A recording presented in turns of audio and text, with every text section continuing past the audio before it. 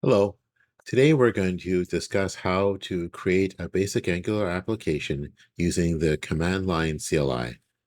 So the command to do that is ng, which is the Angular CLI command. And then we're going to type new because we want to create a new application. And then we're going to say my basic. So this is going to be the name of the application. So my basic app. And then we're going to specify dry run. This is an option. And what the dry run command does is it allows us to see how the command will run, and it won't actually create anything. So here the command is started, and it gives us an option that we have to input. So we can go up and down using the arrow to choose one of these options, but we're going to choose the first one, CSS, and click enter. Then we're asked if we need server-side rendering. In this case, no. So we can either type N or take the default N by pressing enter. And now we see that it has completed the command successfully. But here we have a note. The dry run option means no changes were made.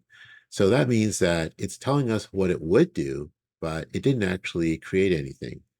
So if this all looks good, we want to see that it will create like a directory and all these files, then we can go ahead and run the command again, but take away the dry run option. And let's see what that does. It's going to take a little bit of time. And in that time, so first of all, we're going to choose these options once again. And as I mentioned, it's going to take a little bit of time. It's going to start installing the packages. That takes quite a bit of time. And but when it's done, we'll see the result of that. So in addition to creating all the node packages that are needed by the Angular application, it's also going to initialize a Git repository for us. So many of these things that take place can be controlled from the command line option, but today we're just going to stick with the basics so that we can get a clear understanding of what a basic application would look like. So there we see that the command has completed successfully. The packages were created, and we see that it successfully initialized Git for us. So when we did this, we see that it created this directory called my basic app. So we're going to have to change our directory. So the command would be cd my basic app, and we'll go into there. And there we see it was created for us. So we can see two things. One is that if we do ls, it's create a whole bunch of files. This is a node module file, which is part of that packages installed successfully command that was done by the ng new. And then we also see that it created the basic outline of the application, all the files that are necessary, including the source. And we also see that it did some Git functions for us. So if we do Git status, we'll see that there was a branch created called main, and that, of course, we got no changes, so there's nothing to commit. So now we want to actually take a look at the files and actually run the application.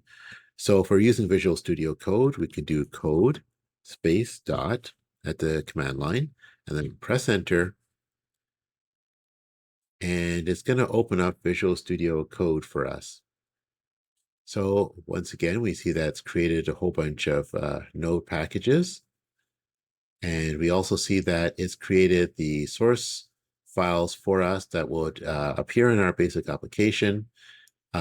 We see that it's created the main component here, and all this markup is straight from Angular. It's there to demonstrate a basic application and give you links, of course, to other information. So let's go ahead and open up the terminal. So once we've opened up the terminal, we've got a couple of ways that we can actually get to run the application and start it up.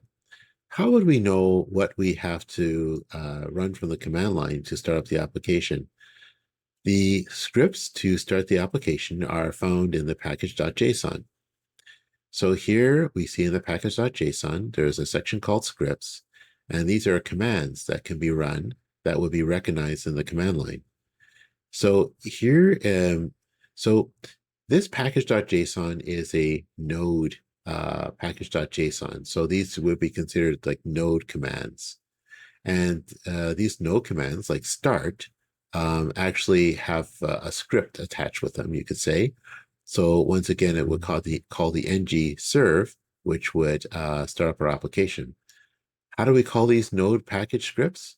Well, let's use the command line, npm, and it says start. So let's do npm start and just press enter. And when I do that, it's actually called the ng serve command, and it's starting up. And when it's starting up here, what it's doing is it's actually doing a build as well. So it's building the application.